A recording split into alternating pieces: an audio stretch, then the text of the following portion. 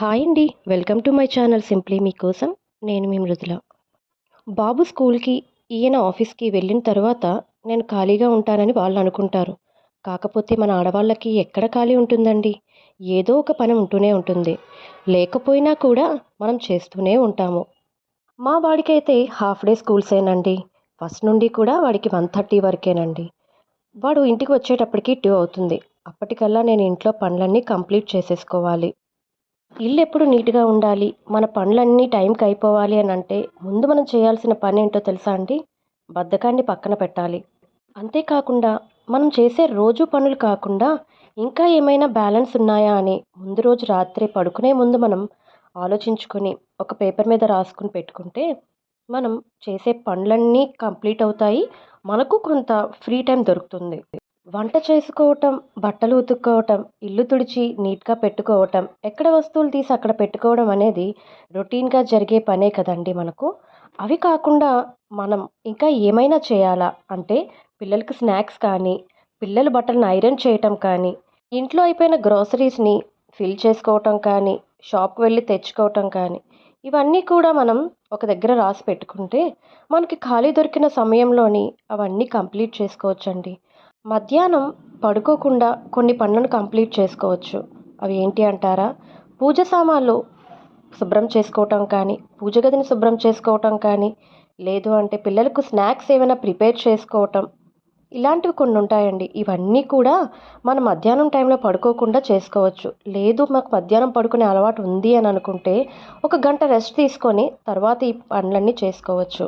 ఈరోజు mushroom curry చేస్తానండి. ముందే చెప్పాను కదా! ముందు రోజే నేను ప్లాన్ చేసుకుంటాను రేపటికి ఏ కర్రీ చేయాలి అని. అందుకనే మార్నింగ్ వాకింగ్‌కి వెళ్ళేటప్పుడే నేను మష్రూమ్స్ తీసుకొనొచ్చాను. అవి ఎంత మట్టిగా ఉన్నాయో చూసారు కదా! అందుకే నేను ఉప్పు, పసుపు వేసి ఫుల్‌గా క్లీన్ చేసుకున్నానండి. లేదు అనంటే అవి పాయిజన్ కూడా అవుతాయి అని అంటారు. మనకు సిటీలోనైతే నాటు పుట్టగొడుగులు దొరకవు కానీ పల్లెటూర్లలో దొరుకుతాయండి. అవి ఇంకా మంచిగా టేస్ట్ ఉంటాయని చెప్తారు. బట్ నేనైతే ఎప్పుడు తినలేదు. ఈసారి దొరికితే తీసుకొని రమ్మని చెప్పాను మా వారికి.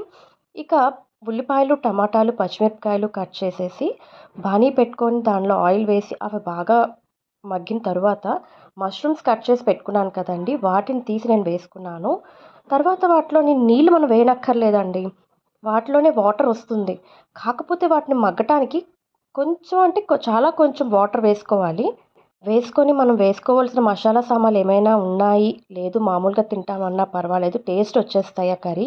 కాకపోతే నేను కొంచెం మసాలా పౌడర్ వేశానండి. ఇంట్లో ప్రిపేర్ చేసుకున్న బిర్యానీ మసాలా పౌడర్ వేశాను.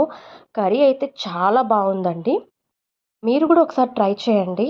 చాలా బావుంటుంది. చపాతీతో కానీ, రైస్‌తో కానీ చాలా బావుంటుంది.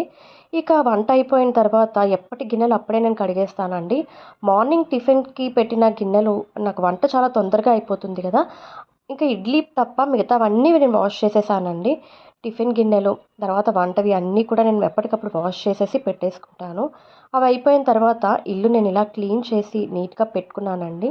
అంతా అయిపోయిన తర్వాత కర్టెన్స్ క్లోజ్ చేసేసి ఎక్కడి సామాన్లు అక్కడ ఉన్నాయా లేదా అని చెప్పి చూసుకొని ఒకసారి తర్వాత టీవీలోని రిలాక్స్డ్‌గా ఒక మంచి మూవీ పెట్టుకొని లంచ్ అయితే చేసేస్తానండి.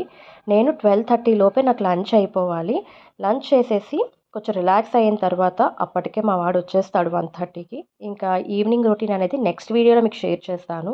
ఈ వీడియో కనుక మీకు నచ్చినట్లయితే ప్లీజ్ సబ్స్క్రైబ్ చేసుకోండి. ఎంకరేజ్ చేయండి. మా మార్నింగ్ రొటీన్ ఎలా ఉందనేది ప్లీజ్ కమెంట్ చేయండి. Thank you for watching.